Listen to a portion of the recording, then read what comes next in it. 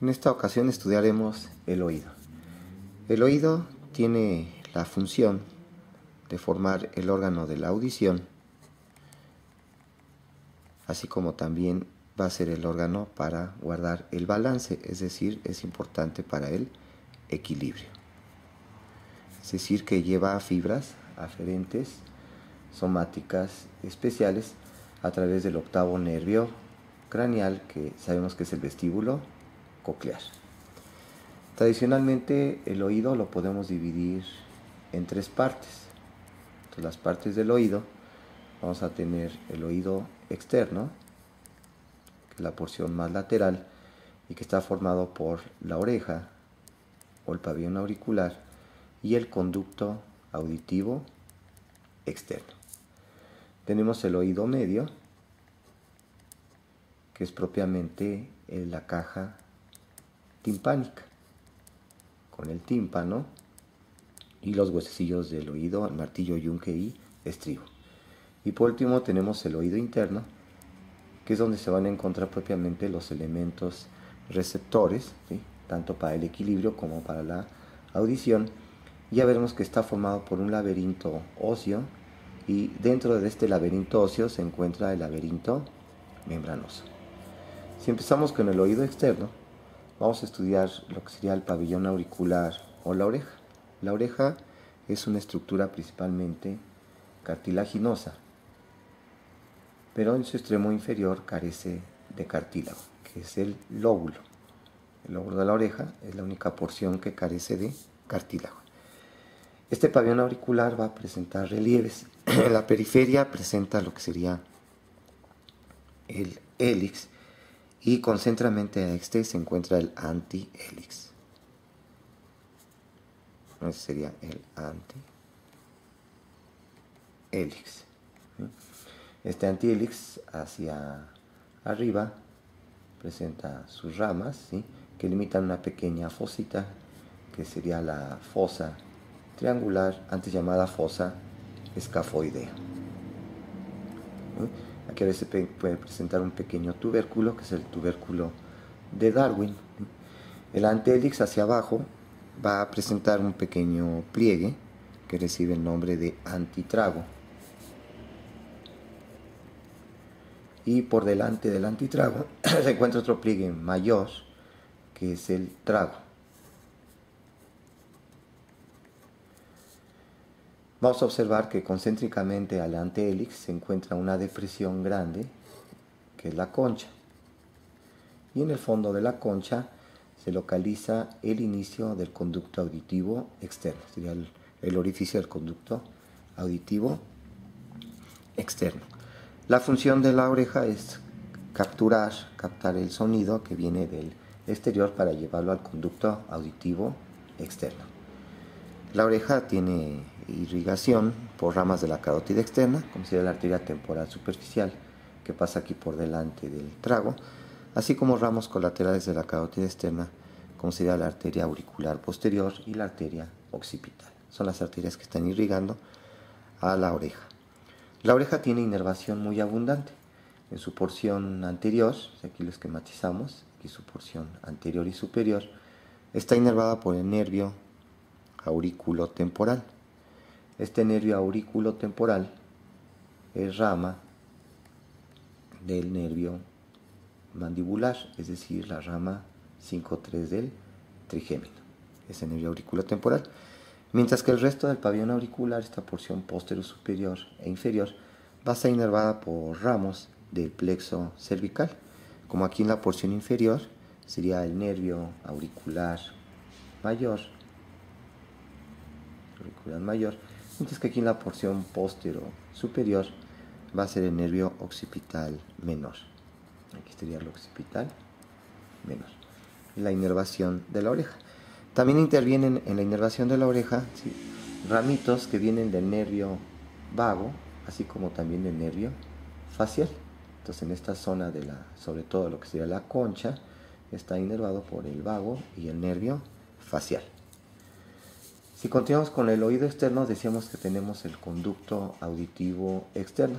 Este conducto auditivo externo tiene una longitud aproximada de 2.5 centímetros. Es decir, son un poquito menos de 2 veces de dedo de su longitud. Esto es importante tenerlo presente porque cuando se introducen objetos en el conducto auditivo externo, se puede lesionar la membrana timpánica si no tenemos presente esta longitud. Este conducto auditivo externo, en su fondo, se localiza la membrana timpánica, que forma parte de las paredes de la caja del tímpano, que ya sería del oído medio. Este conducto auditivo externo tiene dos porciones, una porción cartilaginosa, que es el tercio externo, ¿sí? La porción cartilaginosa es el tercio externo, y una porción ósea, que son los 2 tercios internos.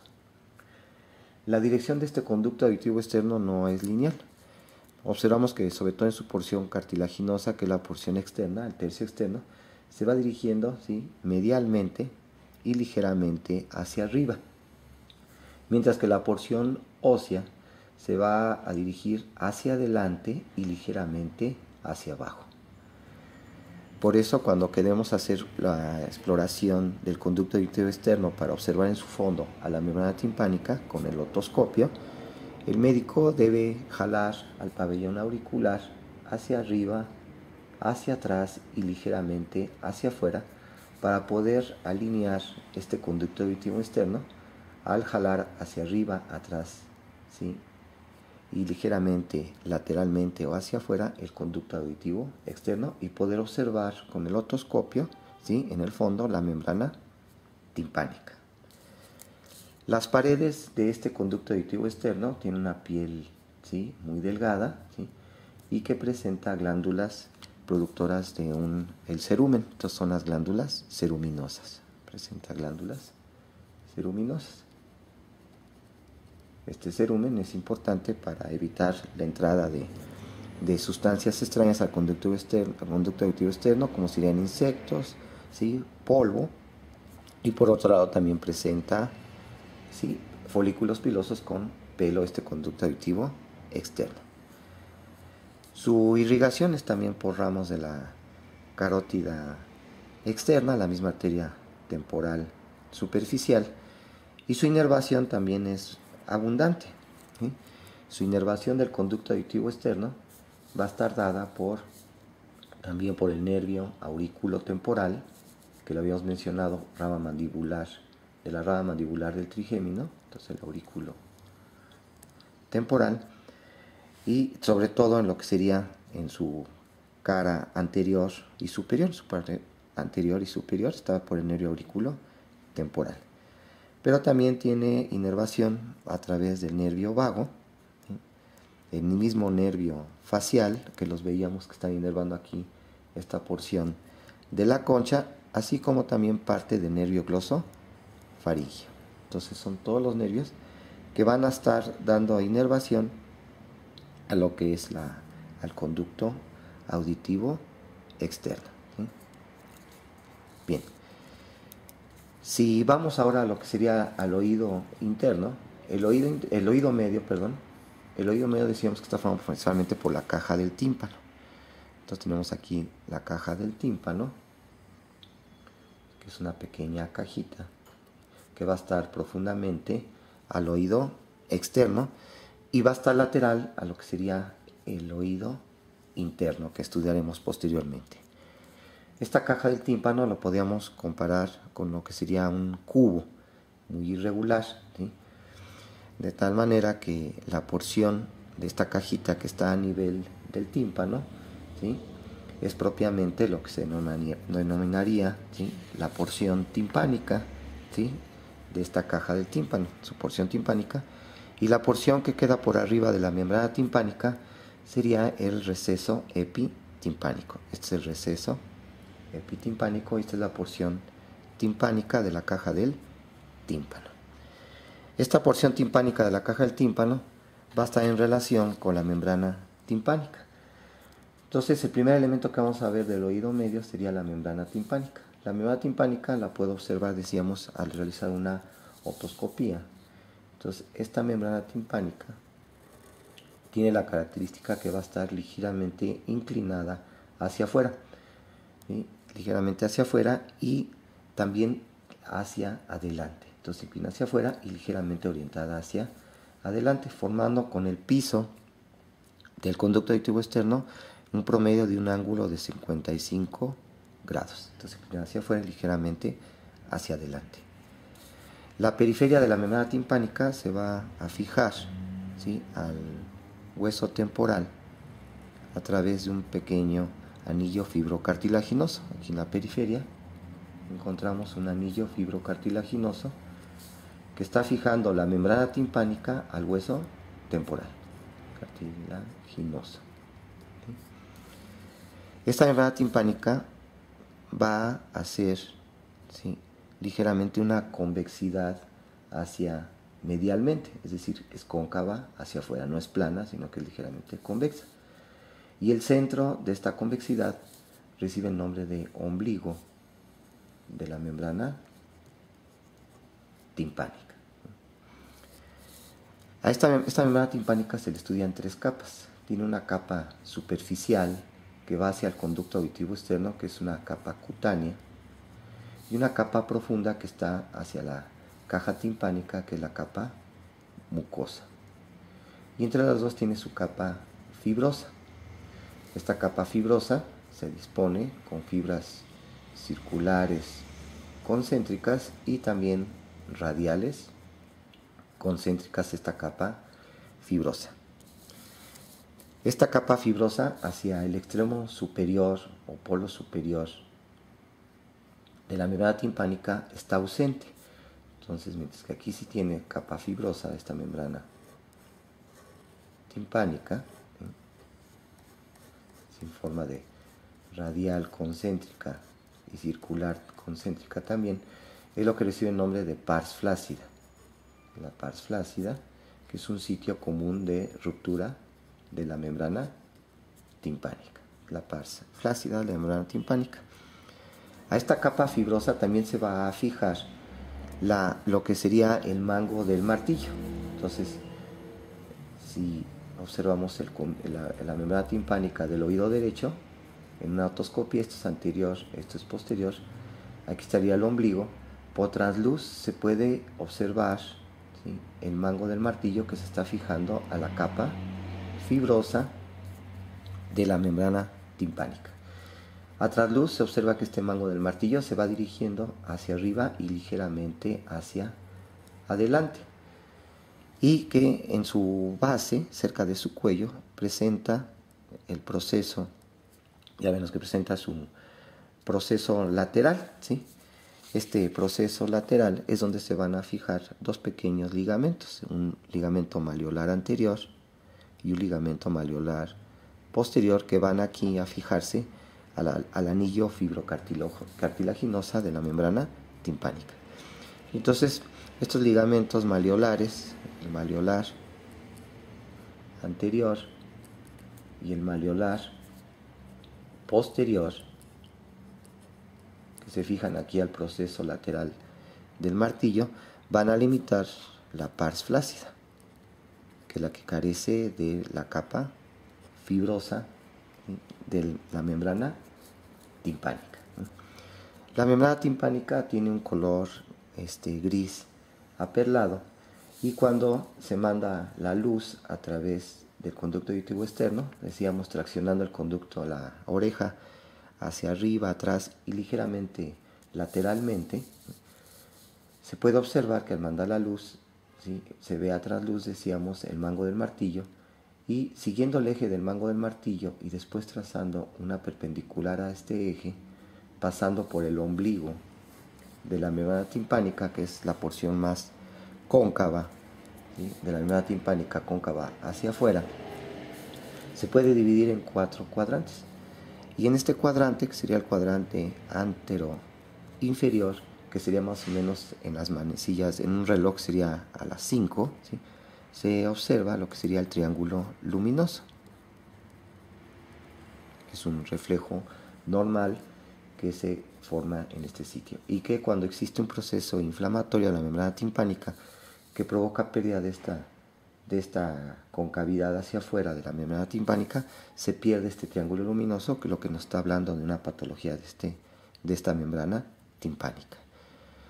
En el tercio superior de la membrana timpánica, profundamente a él, dentro de la caja del tímpano, va a estar pasando aquí la cuerda del tímpano. Esto es importante, ¿sí?, ya que si se realiza una pequeña incisión en la membrana timpánica, debe realizarse hacia las porciones inferiores, porque en el tercio superior es donde va pasando la cuerda del tímpano, rama del nervio facial, ¿sí? Esta membrana timpánica va a tener inervación, ¿sí?, sobre todo en su superficie, en su cara externa, va a ser propiamente por los mismos nervios que estaban inervando al conducto auditivo externo. Entonces la inervación de la membrana timpánica en su cara externa va a estar dada por el nervio aurículo temporal, que es rama de 5-3, y también dado por el nervio vago, por el facial y por el glosofaringio. Este glosofaringio es sobre todo importante para inervar la membrana timpánica también en su cara profunda. Entonces la cara interna de la membrana timpánica está casi exclusivamente por el nervio glosofaringio, ¿sí? Bien, si vamos a introducirnos ahora a lo que sería a la caja del tímpano, decíamos que esta caja del tímpano tiene forma de un cubo, por lo tanto va a tener 6 caras. Si hacemos un dibujo de la caja del tímpano viendo hacia su cara medial, entonces tendríamos aquí su cara medial de la caja del tímpano, y tendríamos aquí su cara anterior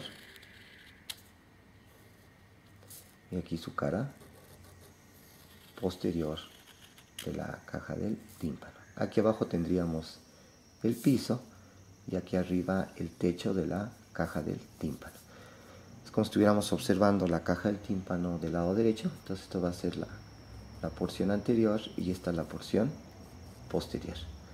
Quiere decir que aquí como tapadera quedaría la porción membranosa, que es donde se encontraría la membrana timpánica, ¿sí? Entonces vemos que esta caja del tímpano presenta 6 caras, lo que sería el techo. Vamos a ir poniendo aquí la cara, las paredes. Vamos a pared superior. La pared superior es el tegmen tímpani o techo del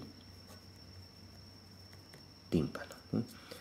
Va a tener su cara posterior o su pared posterior, que por sus relaciones se denomina la pared mastoidea. Su piso, su pared inferior, que por su relación es la cara yugular. Su pared anterior, que por sus relaciones también es la cara carotidia, ¿sí?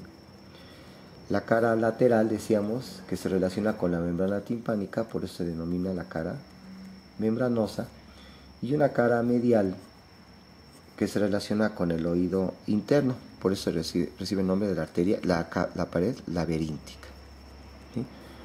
En la cara superior, por relacionarse con el cerebro, también le llaman la cara o la pared cerebral, ¿sí?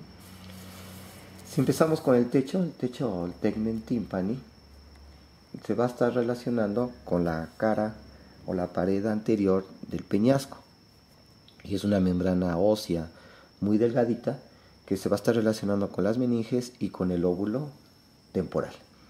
Mide menos de un milímetro de espesor, de ahí que procesos inflamatorios del oído medio se pueden complicar con meningitis o la formación de un absceso, en este caso del lóbulo temporal. Es la característica del tegmen tímpani. Si nos vamos al piso, ¿sí?, el piso presenta una pequeña cúpula que corresponde a la cúpula del golfo de la yugular interna. Entonces aquí abajo vamos a tener el paso de la vena yugular interna, que al salir por el agujero yugular presenta una pequeña dilatación, que es el bulbo superior de la yugular, o lo que se denomina el golfo de la yugular interna. Por eso la cara inferior o el piso recibe el nombre de cara yugular.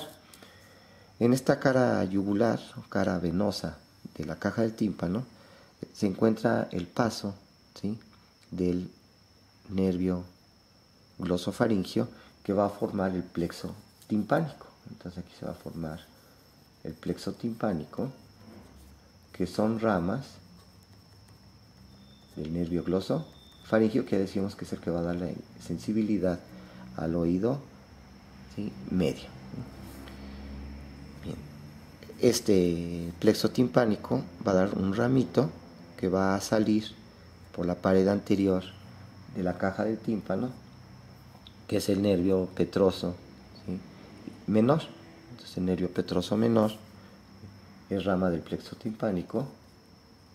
Ya veremos que este nervio petroso menor lleva fibras preganglionares parasimpáticas que se van a dirigir hacia el foramen oval y salen junto con la rama mandibular del trigémino por el foramen oval para hacer sinapsis en el ganglio óptico, para después dar origen a este ganglio óptico a las fibras postganglionares parasimpáticas, para la inervación parasimpática a la glándula parótida, que lo está dando el nervio glosofaringio a través del ganglio óptico.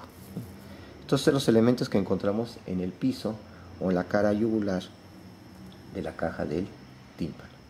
Si nos vamos ahora a la pared posterior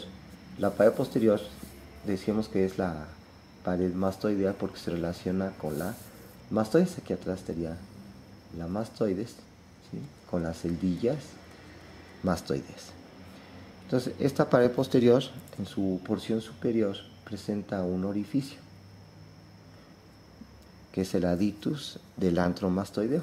Entonces, el aditus, o el orificio del antro mastoideo, se encuentra en la pared posterior de la caja del tímpano.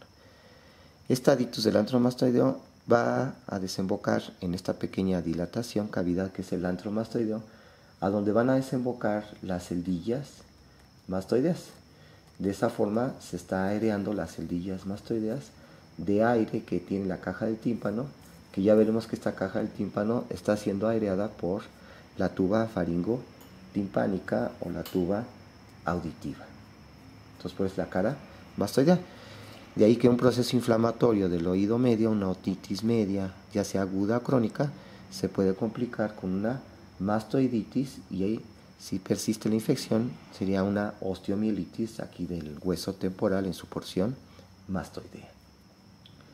Por abajo de este aditus del antro mastoideo tenemos una pequeña pirámide ósea que recibe el nombre de eminencia piramidal. Entonces tenemos una pequeña saliente ósea como un volcancito, que es la eminencia piramidal.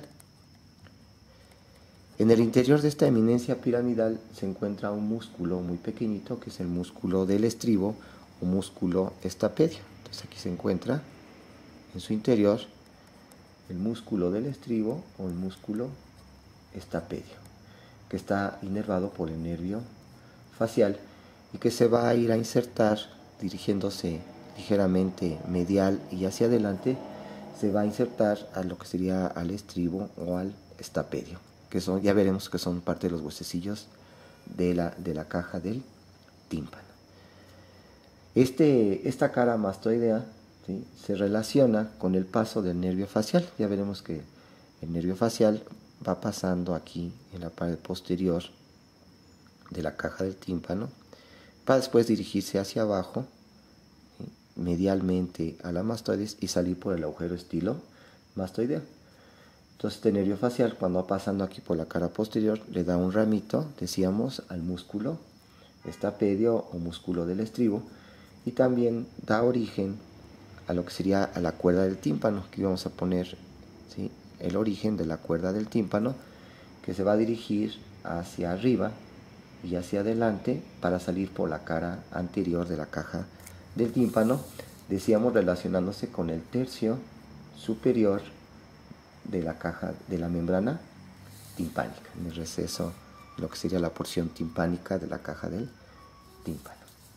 Bien, esos serían los elementos que encontramos aquí en lo que sería la pared posterior. Si nos vamos a la pared anterior decíamos que es la cara carotidia. Y entonces esta pared anterior se va a estar relacionando con la carótida interna, que está pasando en el conducto carotidio y se relaciona con la pared anterior de la caja del tímpano, y el conducto carotidio se continúa con el foramen lacero. En esta pared anterior de la caja del tímpano vamos a tener la desembocadura de la tuba auditiva o de la tuba faringotimpánica. Entonces aquí tenemos la tuba faringotimpánica que desemboca en la pared anterior de la caja del tímpano, ¿sí? Faringotimpánica, y que es importante porque va a comunicar la caja del tímpano con la nasofaringe y va a permitir, ¿sí?, que se estén ventilando, se esté aireando la caja del tímpano. Por arriba de esta tuba faringotimpánica se localiza un músculo que es el tensor del tímpano o músculo del martillo. Entonces aquí está entrando por arriba de la tuba faringotimpánica el músculo tensor del tímpano o músculo del martillo, que vamos a estudiar posteriormente ahorita que hagamos un análisis de esta tuba faringotimpánica. Entonces son las estructuras que se relacionan con la pared anterior de la caja del tímpano. Tendríamos por último la pared medial. En esta pared medial vamos a encontrar que más o menos en su porción central se encuentra una pequeña saliente que recibe el nombre de promontorio. Entonces en la cara medial o cara laberíntica se localiza el promontorio, que lo forma la base o la primera vuelta del caracol. Por arriba y atrás de este promontorio se localiza una pequeña ventanita así alargada, que es la ventana oval o ventana vestibular. Entonces la ventana oval y vestibular, donde se va a estar articulando el estribo o el hueso estapedio. Entonces aquí está el estribo, que es donde se va a insertar este músculo del estapedio o músculo del estribo. Entonces aquí está la articulación entre el estribo y la ventana oval o ventana vestibular de la caja del tímpano en su pared medial o cara laberíntica. Por abajo y atrás del promontorio se encuentra otra ventanita redondita, que es la ventana redonda, que está cubierta por una membrana fibroelástica que recibe el nombre de tímpano secundario. Entonces cubierto por el tímpano secundario. Esta ventana redonda cubierta por el tímpano secundario recibe también el nombre de ventana timpánica, porque ya veremos que se relaciona con la rampa o escala timpánica de la cóclea. En esta cara medial vamos a tener dos pequeñas prominencias. Arriba y atrás de la ventana oval encontramos una pequeña prominencia, que es la prominencia del canal del facial. Entonces esta es la pequeña prominencia del canal del facial. En esta prominencia, ¿sí?, del canal del facial, como su nombre lo dice, va a ir el nervio facial. Era lo que antes se denominaba el acueducto de Falopio, acueducto del facial, que hace esta pequeña prominencia en la cara medial o pared medial de la caja del tímpano, y después el nervio facial se va por la pared posterior de la caja del tímpano. Aquí aprovecha para dar su ramita al músculo estapedio o músculo del estribo, y también va a dar su ramita hacia la cuerda, que es la cuerda del tímpano, que se va hacia la pared anterior, para después dirigirse abajo en su porción mastoidea y salir por el agujero estilomastoideo. Por arriba y atrás de esta prominencia del facial se observa otra pequeña prominencia, que la va a formar parte del laberinto óseo, que es la prominencia del canal semicircular lateral. Entonces aquí tenemos la prominencia del canal semicircular lateral, inmediatamente por arriba y atrás de la prominencia que formó el canal del nervio facial. Entonces, estas son las relaciones de la pared laberíntica, ¿sí?, o pared medial de la caja del tímpano, ¿sí? La pared lateral, decíamos que la pared membranosa, que se está relacionando con la membrana timpánica, y que esta membrana timpánica no abarca toda la superficie de esta cara lateral, de tal forma que la porción que está por arriba del nivel de la caja de la membrana timpánica es lo que decíamos que es el receso epitimpánico. Bien, si antes de ver los huesecillos del oído, vamos a estudiar parte de lo que sería la tuba faringotimpánica. Decíamos que esta tuba faringotimpánica comunica la nasofaringe con la caja del tímpano, y es importante para ventilar la caja del tímpano de tal forma que la membrana timpánica, ¿sí?, sus presiones que viene por el conducto auditivo externo y la presión que está dentro de la caja del tímpano sean las mismas. De ahí que cuando se obstruye la tuba faringotimpánica, disminuye la presión del aire dentro de la caja del tímpano, y entonces el conducto auditivo externo tiene mayor presión y hace compresión sobre la membrana timpánica. De ahí que tengamos la sensación de que tenemos los oídos tapados cuando existe una disfunción de la tuba faringotimpánica. Esta tuba faringotimpánica, que iguala las presiones entre las dos caras de la membrana timpánica, tiene dos porciones. Entonces la tuba faringotimpánica, parecido al conducto auditivo externo, va a tener una porción ósea.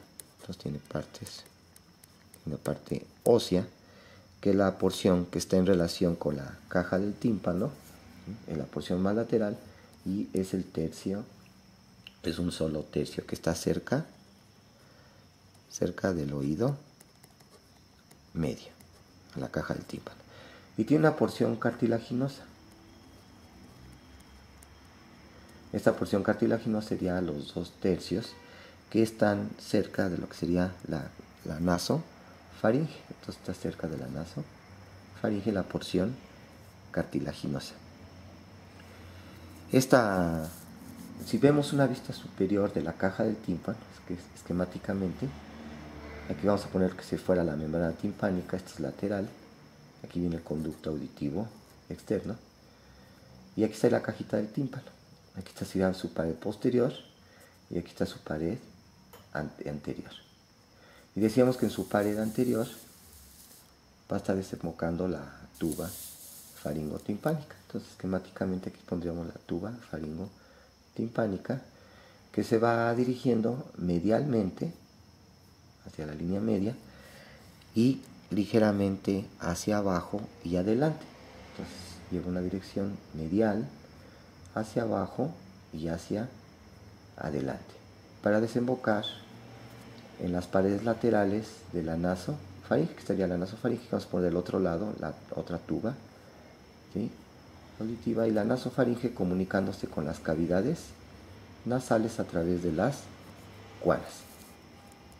Entonces tiene una porción ósea que está dentro del peñasco y tiene una porción cartilaginosa, y esta porción cartilaginosa se localiza en el foramen lacerum, que se localiza entre las alas mayores del esfenoides y el peñasco.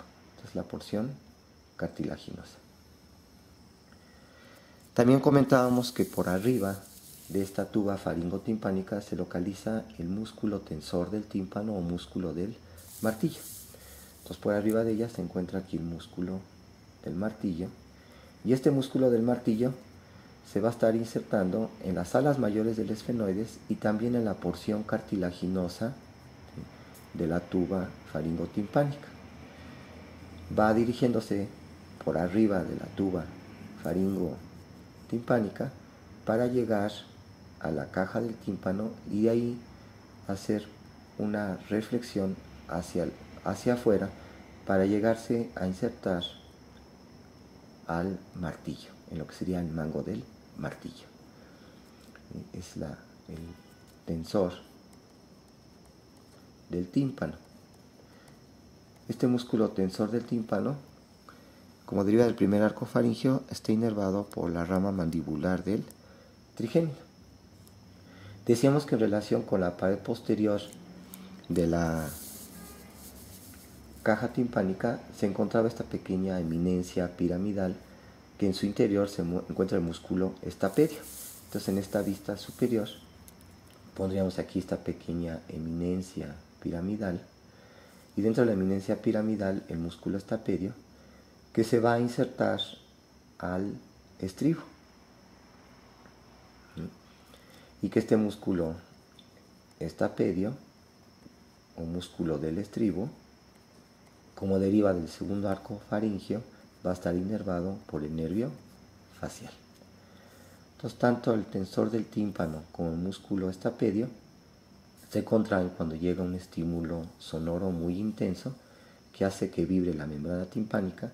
Entonces, para proteger los elementos neurales que se localizan en el oído interno, se contraen estos músculos para disminuir la vibración de estos huesecillos y también disminuir el estímulo que entra hacia el oído interno. Es la función de este músculo tensor del tímpano y sobre todo del músculo estapedio ante estímulos sonoros muy intensos, proteger al oído interno en su porción, sobre todo la porción coclear. Entonces de esa forma más o menos ya tenemos los dos músculos que se encuentran dentro de la caja del tímpano, el músculo del martillo y el músculo de estapedio. Decíamos que recorriendo todo lo largo de esta caja del tímpano se va a encontrar un puente de huesecillos, que son los huesecillos del oído medio. Y los huesecillos del oído medio, de lateral a medial, son mie, ¿sí? El martillo, el yunque y el estribo o estapedio. El martillo, que es el más lateral, va a tener efectivamente la forma de un martillito. Va a presentar una porción superior que se encuentra en el receso epitimpánico, que es la cabeza del martillo. Posteriormente presenta un pequeño estrechamiento, que es el cuello, y hacia abajo una saliente que sería el mango. El mango, que es la porción que se está fijando, ¿sí?, a la capa fibrosa, ¿sí?, a esta capa fibrosa de la membrana timpánica que veíamos a trasluz al hacer una otoscopía.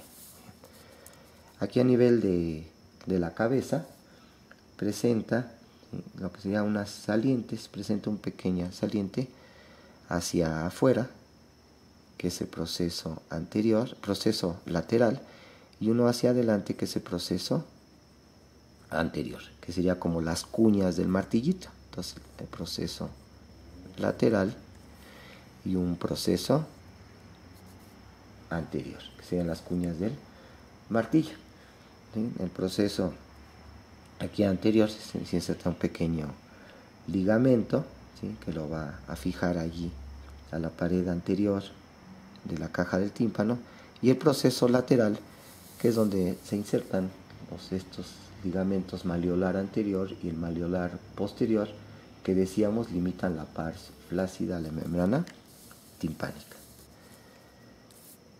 Esta cabeza del martillo se va a estar articulando en su porción postero-medial con el yunque. El yunque se describe que tiene forma como de una pieza dentaria, donde tenemos su cuerpo, que es el que se va a estar articulando con la cabeza del martillo, son articulaciones sinoviales, y de este cuerpo del martillo, del yunque, vamos a tener dos pequeños brazos o procesos, un brazo o proceso.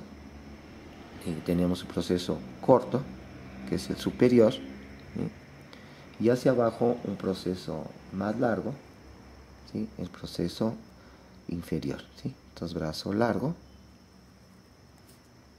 su brazo largo y su brazo corto, que es el superior. Entonces en este brazo corto se está insertando un pequeño ligamento, ¿sí?, que va hacia la cara posterior o pared posterior de la caja del tímpano, mientras que este brazo largo, que es vertical, se va a estar articulando, ¿sí?, con la cabecita del estribo. Es una articulación sinovial, ¿sí?, en forma de nuez, en artrosis o esferoidea, mientras que la articulación entre el cuerpo del yunque y la cabeza del martillo es sinovial en forma de silla de montar. Y aquí la cabecita del estribo articulándose con el brazo largo del yunque, del yunque. Por otro lado, tenemos el huesillo más pequeñito, que sería el estribo. Y este estribo presenta su cabeza, que se articula con el yunque, una enartrosis o en forma de nuez o sinovial esferoidea, y presenta dos ramas, una rama anterior y una rama posterior, y una que en su extremo inferior se van a presentar lo que sería la base o platina del estribo. Y esta base se va a articular con la ventana oval en la pared medial de la caja del tímpano. Entonces aquí estaría la base del estribo articulándose con la ventana oval de la cara medial o cara laberíntica de la caja del tímpano. Entonces, cuando aquí tendríamos la membrana timpánica, fijándose aquí el mango del martillo, esta membrana timpánica, cuando llegan las ondas del sonido, van a provocar que oscilen, ¿sí?, oscilen estos huesecillos, ¿sí?, y al estar oscilando va a crear como una especie de pistón que entra y sale en la ventana oval, y entonces va a provocar, ¿sí?, ondas en lo que sería la endolinfa de hiperilinfa del oído interno, que vamos a estudiar posteriormente, ¿sí? Entonces, ya de esa manera estudiamos lo que sería la caja del tímpano, que forma parte del oído medio. Pasaríamos ahora al oído interno, que decíamos que tiene formado por el laberinto óseo y por el laberinto membranoso. Entonces, oído interno, que es la porción importante porque se encuentran ahí los receptores tanto para el equilibrio como para la audición. Entonces tenemos un laberinto óseo que está dentro de la porción petrosa del temporal, y dentro de este laberinto óseo se localiza el laberinto membranoso. El laberinto óseo en su porción posterior presenta los 3 canales semicirculares.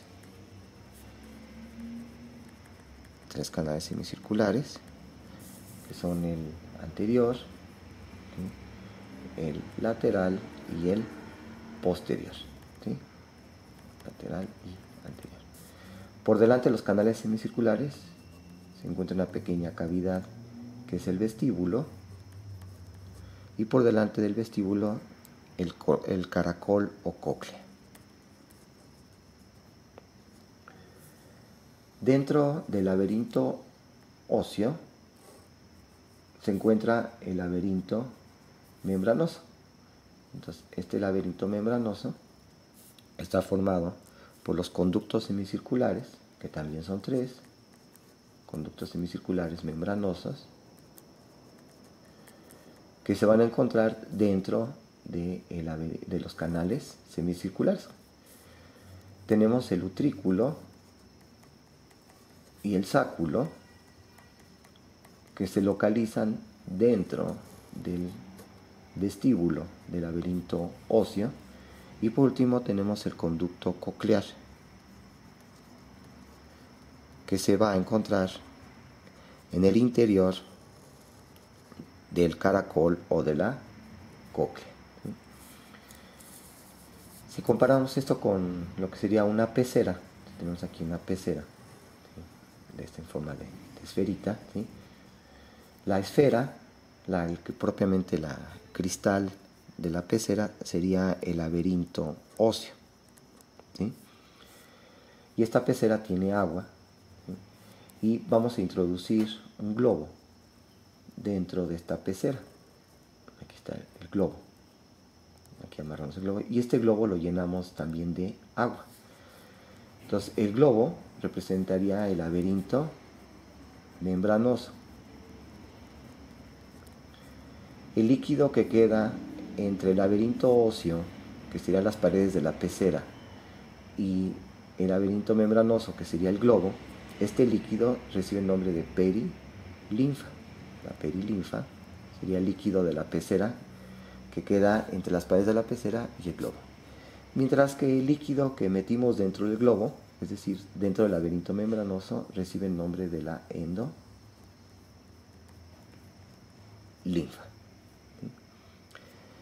Y también vamos a observar que este laberinto membranoso no ocupa por completo el espacio que limita el laberinto óseo, como vamos a ver en este momento. Entonces, vamos a tener que el laberinto óseo va a estar formado, decíamos, en la porción posterior por lo que serían los canales semicirculares. Entonces tenemos canales semicirculares, que son 3 canales semicirculares, que serían estas pequeñas cavidades dentro del peñasco. Entonces tenemos canales semicirculares, que son óseos y que eran 3, decíamos: canal semicircular, ¿sí?, anterior, lateral y posterior. Aquí vamos a tener el canal semicircular anterior, que se va a unir al canal semicircular posterior en esta rama común. Sería la rama común del canal semicircular anterior con el posterior.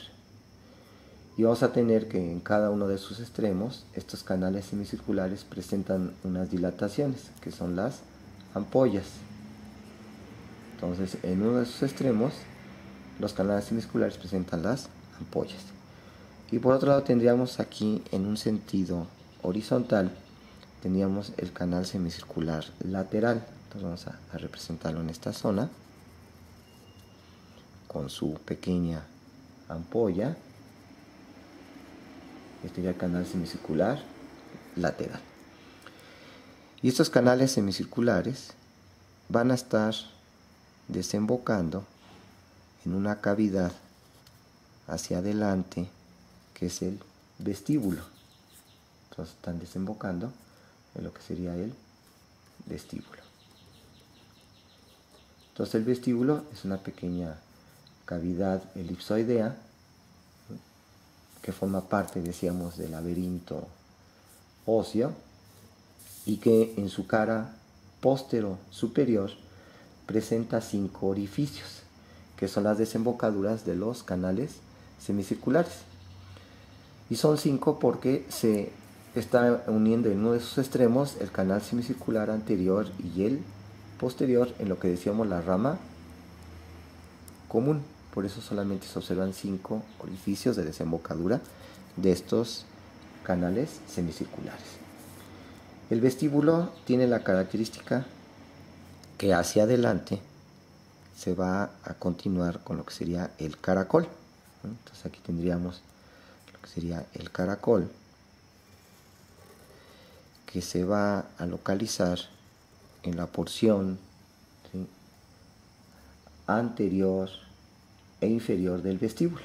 Entonces el vestíbulo póstero superior, los 5 orificios de los canales semicirculares, mientras que su porción antero inferior se va a comunicar con el caracol o la cóclea.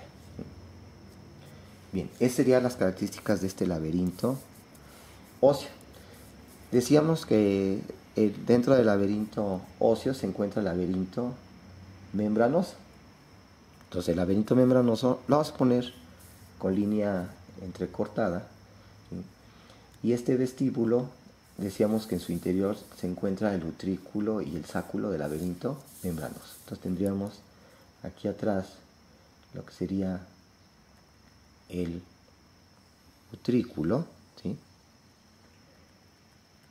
laberinto membranoso, que va a presentar un conductito que lo va a unir con lo que sería el sáculo. Este conducto es el conducto utrículo sacular. Entonces el conducto utrículo sacular está uniendo al utrículo con el sáculo. De este conducto utrículo sacular va a salir un pequeño conducto que se va a dirigir hacia la cara medial del vestíbulo y se dirige ligeramente hacia atrás, ¿sí? Y es el conducto coclear, el saco, perdón, es el saco en conducto endolinfático. Entonces presenta el conducto endolinfático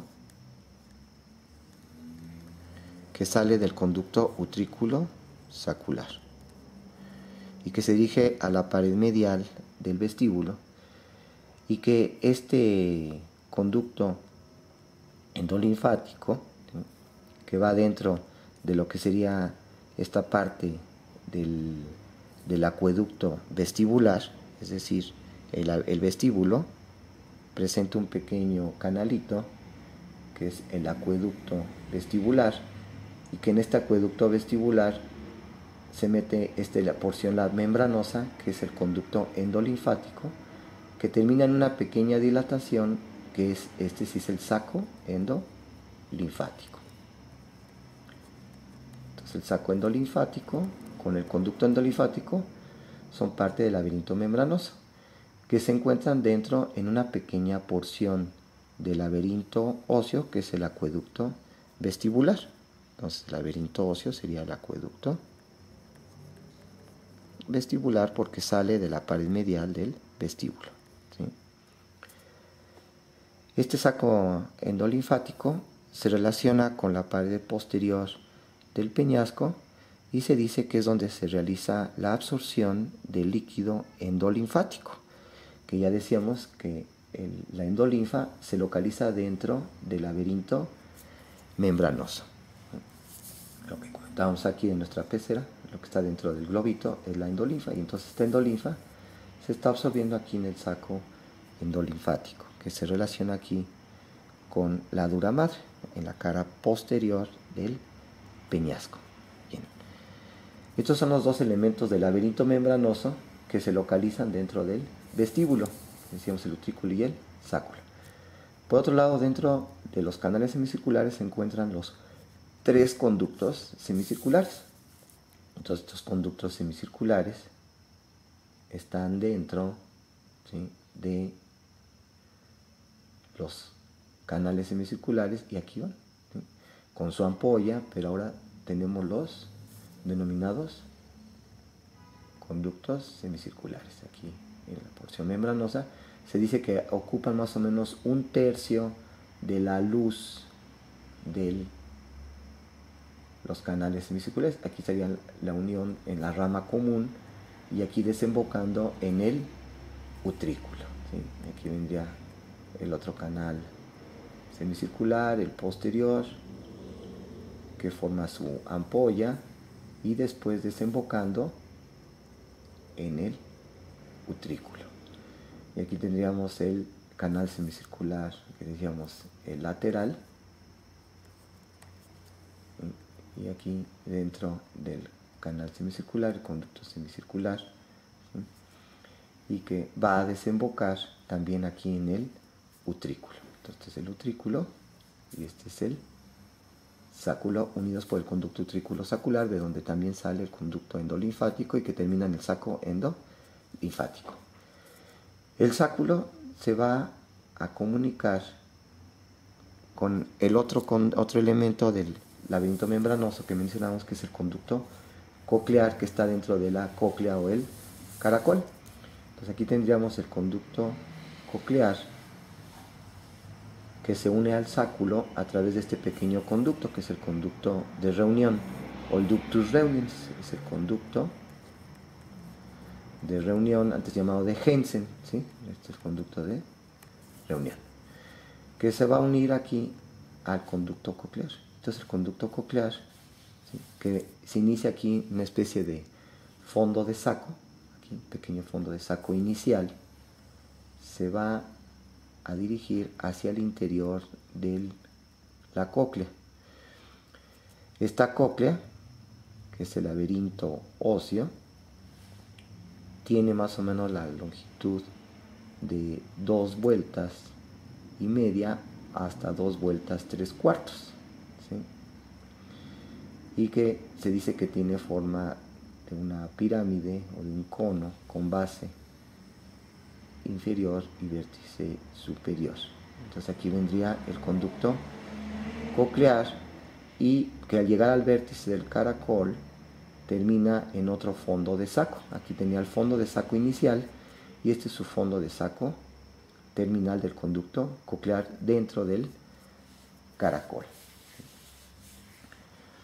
Bien, entonces aquí vendría, esto sería perilinfa, entre las paredes del laberinto óseo y el laberinto membranoso estaría la perilinfa, y dentro del laberinto membranoso estaría la endolinfa, en este caso dentro del conducto coclear, lo que estamos marcando. Entonces, conducto coclear. Bien. Si vamos analizando la estructura interna de los elementos que forman el laberinto membranoso, dentro del laberinto membranoso, lo que es el utrículo y el sáculo y los canales semicirculares forman la parte del oído que sirve para el equilibrio, es decir, para el balance. Entonces el equilibrio está dado por estos elementos posteriores, mientras que este elemento anterior, donde está el caracol y el conducto coclear, es importante para la audición, que es lo que decíamos en un principio de las dos funciones del oído. Si nos introducimos hacia la luz del utrículo y del sáculo, que están llenos de endolinfa, vamos a observar que dentro del utrículo y el sáculo se presentan las máculas acústicas, ¿sí? Entonces hay unas pequeñas zonas, ¿sí?, máculas acústicas, que son donde se encuentran los receptores, ¿sí?, aquí importantes para el equilibrio, sobre todo de aceleración y desaceleración lineal.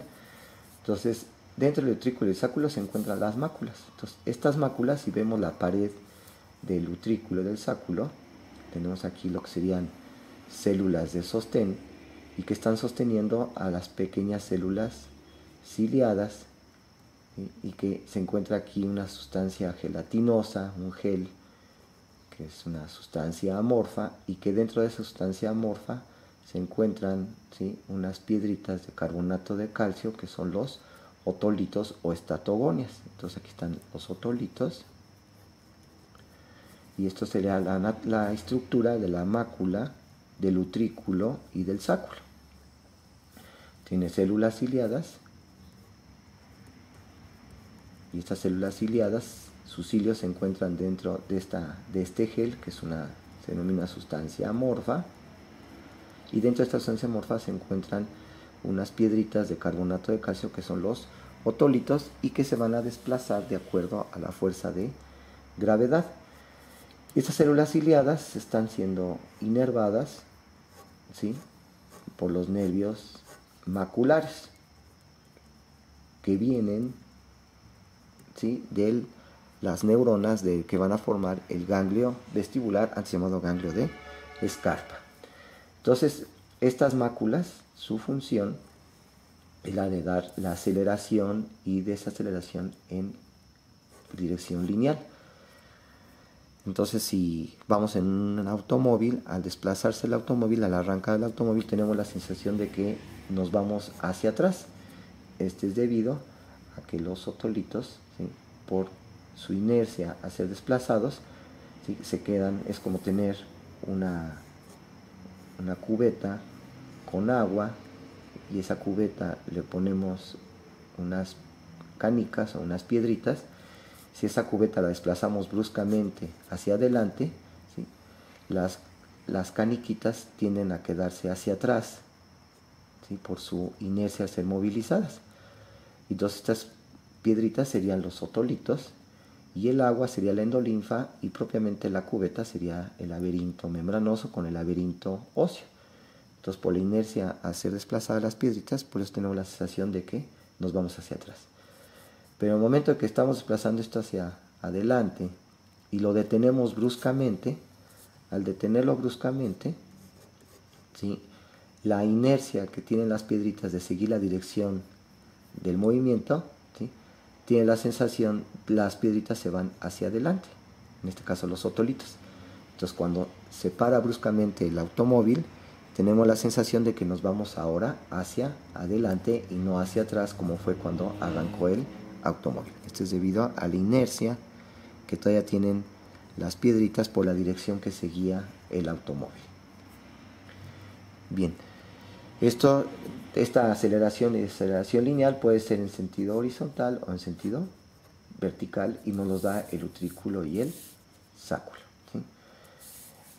Si nos vamos ahora aquí a lo que serían los canales semicirculares, decíamos que los canales semicirculares, los conductos semicirculares, mejor dicho, presentan una atracción que son las ampollas.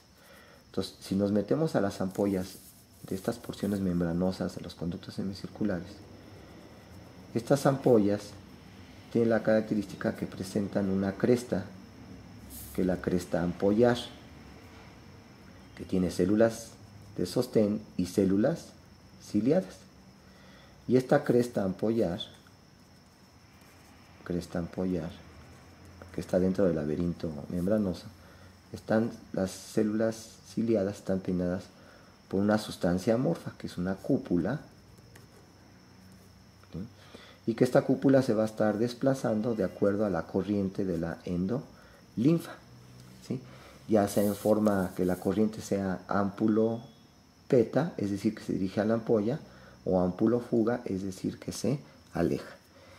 Entonces, este movimiento de la endolinfa, ámpulo-peta o ámpulo-fuga, ¿sí?, va a provocar que estas células ciliadas sean estimuladas, y estas células ciliadas están siendo ahora inervadas por los nervios ampollares. Nervios ampollares que vienen de las neuronas que forman el ganglio vestibular, antes llamado ganglio de Scarpa. Entonces, los canales semicirculares, su característica es que nos van a dar información de aceleración y desaceleración, pero ahora angular, es decir, cuando movemos nuestra cabeza hacia uno y otro lado, ¿sí?, o todo el cuerpo, ¿sí?, nos van a dar la información de movimiento y la información de posición de nuestra cabeza en todas las direcciones. Distinto a esto que era en forma lineal, en donde no estamos moviendo la cabeza, sino se está desplazando todo el cuerpo, ya sea en un elevador o bien en un automóvil, que es la aceleración lineal. Entonces es angular. Estos canales semicirculares tienen la característica que se disponen entre ellos en formando ángulos rectos. Entonces vemos que estos canales semicirculares se están entrecruzando entre ellos formando ángulos rectos. Entonces, si vemos por arriba lo que sería el peñasco, vamos a ver esquemáticamente, vamos a poner aquí el peñasco, ¿sí?, su cara antero superior, su cara posterior superior, separados por el borde superior. Y aquí dentro del oído, en el oído interno, en el peñasco, estarían los canales semicirculares. Entonces tendríamos el canal semicircular anterior, que está en sentido vertical, y su eje es perpendicular al eje del peñasco. Entonces tendríamos aquí así, esquemáticamente podríamos poner, ahí está el canal semicircular anterior, que es vertical, con su curvatura, su convexidad hacia arriba, y su eje es perpendicular al eje del peñasco. Este es el eje del peñasco, y aquí está el eje del canal semicircular, ¿sí?, anterior. Este canal semicircular anterior se está uniendo, decíamos, por la rama común, ¿sí?, el anterior se está uniendo al canal semicircular posterior. Este canal semicircular posterior lo vamos a tener que también está en sentido vertical, pero su eje es paralelo al eje del peñasco. Entonces sería de tal manera que quedaría dispuesto, ¿sí? Así lo pondríamos con nuestra mano, así estaría el canal semicircular. Está también vertical, con su convexidad lateralmente, y su eje, ¿sí? Su eje queda paralelo al eje del peñasco. Aquí lo estamos viendo por arriba. Este sería el canal semicircular posterior. Y por último tendríamos el canal semicircular lateral. Este canal semicircular lateral está en sentido horizontal, ¿sí? Ligeramente inclinado 30 grados hacia abajo. Entonces quedaría aquí el canal semicircular lateral. Entonces está en sentido horizontal, ligeramente inclinado 30 grados hacia abajo, ¿sí? Y entonces estaría en sentido horizontal. Entonces tendríamos canal semicircular. Aquí estamos representando lo que sería canal semicircular lateral. Aquí vendría el canal semicircular el anterior, ¿sí? Y acá atrás tendríamos el posterior. Aquí estaríamos representando, ¿sí? El anterior, el posterior, y entre los dos aquí estaría el lateral, ¿sí? Comentábamos el lateral está en sentido horizontal, ¿sí? Y ligeramente inclinado hacia 30 grados hacia abajo, ¿sí? El anterior perpendicular al eje del peñasco y el posterior paralelo al eje del peñasco. Este perpendicular y este paralelo. Bien. De tal forma que los canales semicirculares quedan, ¿sí?, de uno y otro lado. Si ponemos el peñasco del otro lado, ¿sí?, y pondríamos aquí el canal semicircular anterior, ¿sí?, el posterior y el lateral, ¿sí?, observamos que el canal semicircular anterior de este lado queda paralelo al canal semicircular posterior del otro lado, y viceversa. El canal semicircular posterior del lado derecho queda paralelo al canal semicircular anterior del lado izquierdo. Entonces, cuando se inclina la cabeza hacia un lado, se estimula el anterior de un lado, pero el posterior del otro lado. Y entonces ahí está dando la información, ¿sí?, de movimientos y de posición de la cabeza. Entonces, tanto los nervios ampollares como los nervios, ¿sí?, maculares que vienen de las ampollas, ¿sí?, son prolongaciones de las neuronas del ganglio vestibular, que está aquí en relación con la pared medial del vestíbulo, y que la base del caracol se va a estar relacionando con el conducto auditivo interno, y entonces del ganglio vestibular van a salir las prolongaciones centrales que van a formar propiamente el nervio vestibular. Entonces, ganglio vestibular, sus prolongaciones periféricas, nervios ampollares, nervios maculares, y su prolongación central, que se mete por el conducto auditivo interno, va a formar propiamente el nervio vestibular. Bien, pasaríamos por último a la porción auditiva, que es lo que sería el caracol. Decíamos que este caracol, en su interior se encuentra el conducto coclear.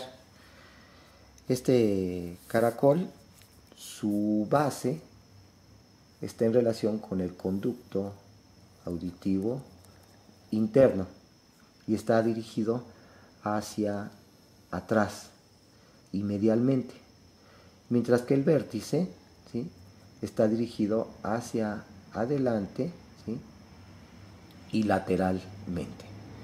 Es decir, que este caracol no está en sentido vertical, sino está dirigido, ¿sí?, hacia adelante y ligeramente hacia, ¿sí?, afuera, ¿sí?, adelante y ligeramente hacia afuera. Y su base, decíamos, se relaciona con el conducto auditivo interno, y que también tiene 2 vueltas y media a 2 vueltas 3/4 de vuelta, ¿sí?, este caracol. Y que el inicio de este caracol, en su primera vuelta, formaba en la pared medial de la caja del tímpano lo que sería el promontorio. Este conducto, este caracol, aquí en su inicio, presenta aquí un pequeño canalículo que es el canalículo coclear. En esta zona presenta el canalículo coclear en su inicio. Estamos hablando del laberinto óseo, canalículo coclear. Este canalículo coclear, ¿sí?, se va a comunicar con la fosa craneal posterior, hacia atrás, y es donde se comunica la perilinfa con el espacio subaracnoideo. Entonces, el sitio donde se comunica la perilinfa con el espacio subaracnoideo es a través de este pequeño canalículo coclear que está al inicio del caracol o cóclea. Decíamos que dentro del caracol o cóclea se encuentra el conducto coclear, que tiene más o menos una longitud de 3 centímetros, con un fondo de saco inicial y un fondo de saco terminal. Y si observamos el caracol y hacemos un corte siguiendo su eje mayor del caracol, vamos a observar que al cortarlo pondríamos aquí las vueltas del caracol. Aquí tendríamos así, de la base hacia el vértice. Tendríamos el otro lado, ¿sí?, de la base hacia el vértice. La porción central de este caracol recibe el nombre de modiolo. Entonces tendríamos aquí lo que sería el modiolo, que es la porción central del caracol, el modiolo, que es la porción central del caracol. Es el eje donde están dando vueltas, estas dos vueltas, 3/4. Este modiolo semeja como si fuera un tornillo, de tal manera que presenta una pequeña espiral, una pequeña cuerda. Aquí está, este es un corte siguiendo el eje del caracol, ¿sí? Y entonces al cortar aquí se observa como si fuera la cuerda de un tornillo, que recibe el nombre de lámina espiral. La lámina espiral del modiolo. Dentro del modiolo se va a encontrar un pequeño ganglio, acúmulos de neuronas, ¿sí?, que es el ganglio espiral. Entonces, dentro del modiolo se encuentra el ganglio espiral. Este ganglio espiral, las neuronas del ganglio espiral, sus prolongaciones centrales van a formar el nervio coclear. Entonces tengo aquí el nervio coclear, que son las prolongaciones centrales del ganglio espiral.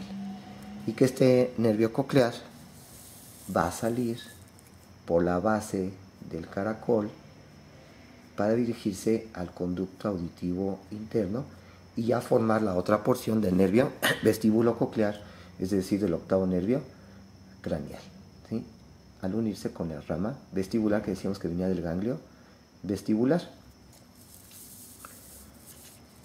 Las prolongaciones periféricas del ganglio, de estas neuronas que forman el ganglio espiral, van a inervar a las células ciliadas que forman propiamente el órgano de la audición, ¿sí?, donde están los receptores sensoriales del órgano de la audición.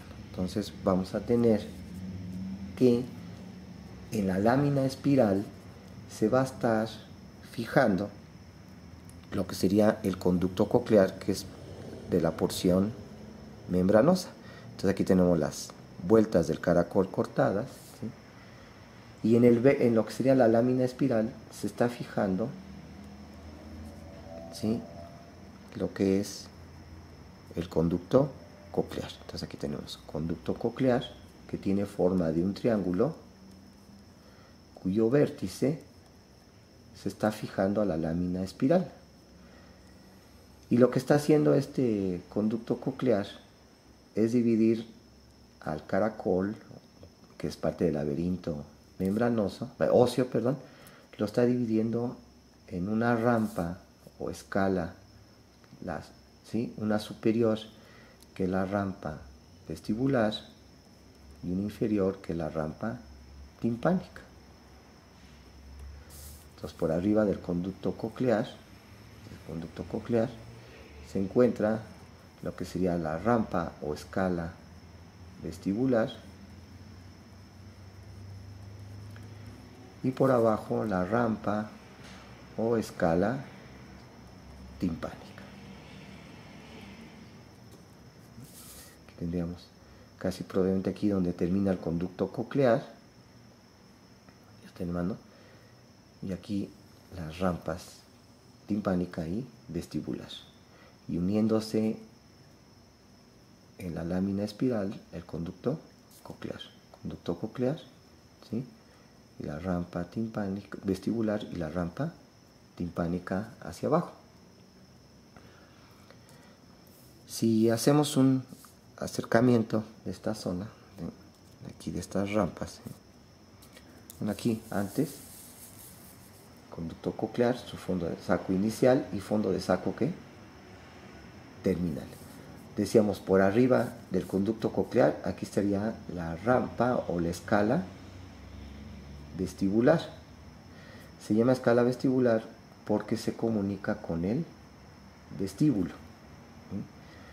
Si vamos aquí por arriba del conducto coclear en la rampa vestibular, llega un momento en que llegamos al vértice del caracol y aquí termina el conducto coclear. Entonces ya no hay conducto coclear, y entonces en este punto la rampa vestibular se continúa con la rampa timpánica, que se encuentra por abajo del conducto coclear. Aquí estaría la rampa o la escala timpánica, y que esta escala timpánica termina en la pared medial de la caja del tímpano, en esta ventanita que poníamos por abajo y atrás del promontorio, que es la ventana redonda que está cubierta por, decíamos, por el tímpano secundario, y que es donde termina la rampa timpánica, aquí en la pared medial de la caja del tímpano. Aquí tendríamos la ventana redonda o timpánica, cubierta por el tímpano secundario. Este punto en el vértice del caracol, donde se une la rampa vestibular con la rampa timpánica, es lo que recibe el nombre de helicotrema, ¿sí? Que estaría exactamente aquí en el vértice del caracol, ¿sí? Tenemos la unión de la rampa timpánica con la rampa vestibular, que es el helicotrema, que es donde termina el conducto coclear. Ahora sí, si hacemos un detalle de lo que sería una vuelta del caracol, tendríamos conducto coclear en forma triangular, ¿sí? Y este conducto coclear, por arriba de él estaría la escala o la rampa vestibular, y por abajo de él la escala timpánica, que son del laberinto óseo. Por lo tanto, aquí hay perilinfa y aquí hay perilinfa. Y aquí tendríamos el conducto coclear, que es el laberinto membranoso, y aquí se encuentra endolinfa. Este conducto coclear se le describe que su techo, la porción superior, recibe el nombre de membrana vestibular porque se relaciona con la escala vestibular. Esta es la membrana vestibular del conducto coclear, se encuentra en su pared superior, mientras que su porción inferior, su membrana inferior, recibe el nombre de membrana basilar. La membrana basilar, que se va a fijar a la lámina espiral, a nuestra cuerda del tornillo, que era el modiolo, y esta cuerda del tornillo, ¿sí? Es la lámina, decíamos la lámina espiral del modiolo. Entonces aquí está la lámina espiral, sería la lámina espiral del modiolo, ¿sí? Donde se va a fijar la membrana basilar. Y a esta membrana basilar se va a fijar un ligamento que también se extiende en toda la pared lateral del conducto coclear, que es el ligamento espiral. Este ligamento espiral, ¿sí? Que es muy tenso hacia la base del caracol y es más flácido hacia el vértice del caracol, y eso hace que los sonidos muy agudos se perciban en la base del caracol, mientras que los sonidos graves hacia el vértice del caracol, debido a la tensión de este ligamento, que es el ligamento espiral. Sobre la membrana basilar del conducto coclear se encuentran células ciliadas, células de sostén y células ciliadas. Y estas células de sostén que sostienen las células ciliadas están cepilladas por una pequeña membrana, ¿sí? Amorfa, que es la membrana tectoria. Entonces aquí está la membrana tectoria, que está cepillando a estas células ciliadas. Y de estas células ciliadas están siendo, ¿sí?, inervadas por los nervios, ¿sí?, aquí de las células ciliadas. Este es el órgano de la audición, ¿sí? Lo antes se llamaba el órgano de córtitos. Tenemos estos pequeños nervios acústicos, que son las prolongaciones periféricas de las neuronas que forman el ganglio espiral. Estos nervios acústicos, ¿sí?, que inervan a las células ciliadas del órgano de la audición, antes llamado órgano de la audición, vienen del ganglio espiral, y el ganglio espiral va a formar su prolongación central, decíamos, va a formar el nervio coclear, que van a salir por la base del caracol, ¿sí? Entonces, el órgano de la audición, ¿sí?, se va a localizar aquí en esta membrana basilar, cepillados por la membrana tectoria. Entonces, cuando llega el sonido a través de la caja del tímpano, se van a crear ondas en la perilinfa, y estas ondas de la perilinfa van a provocar desplazamiento de la endolinfa del conducto coclear, y va a dar, ¿sí?, la estimulación de las células ciliadas que se localizan sobre la membrana basilar del conducto coclear, ¿sí? Entonces, de esa forma ya tenemos descrito, ¿sí?, de forma muy general, lo que sería, ¿sí?, el oído.